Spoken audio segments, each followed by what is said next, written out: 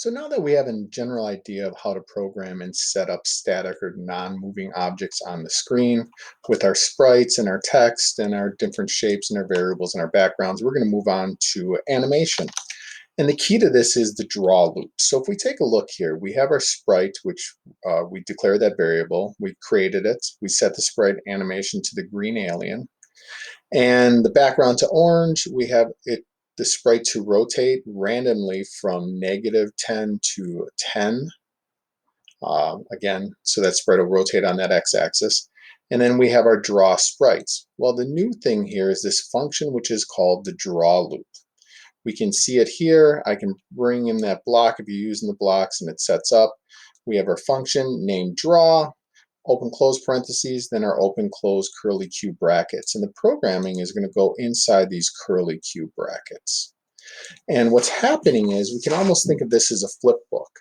The computer is running through this program, and when it gets to this loop, it does exactly that. It loops. Once it gets to the end, it comes back up to the top and it loops through. So what you're actually seeing is a flip book of the computer every millisecond choosing a random number from -10 to 10 on that rotational axis. So again, if I change that to, let's say, 30 on the negative, we can see that we get a wider array of that motion. So if we come here, we have our pencil on the left shaking. We need to make that one on the right shake. So we're going to set this up exactly the same way. So I'm going to duplicate this random number here.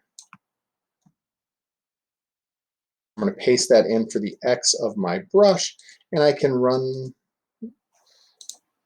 that. Oh, I can't do it at the same because we can see that they're actually overlapping. So that would be what, 300 is what I'd probably want. 300 to 310 would be my random number, and we can see that shaking occurred then. So again, all we're doing is we're having it choose a random number inside of this draw loop, and it goes through and runs this program over and over again, making it appear like motion, like a flip book. So when we get to bubble 8, you're going to choose one of these. I'm going to do the first example for you. In this example, you have a green and pink alien. The pink alien isn't moving. So we can see down here in the draw loop that we have the green alien rotating on that random number. So I can copy that. And obviously, I'm not going to want the green alien. My variable for this is called pink alien, as we can see above. So I can see that pink alien.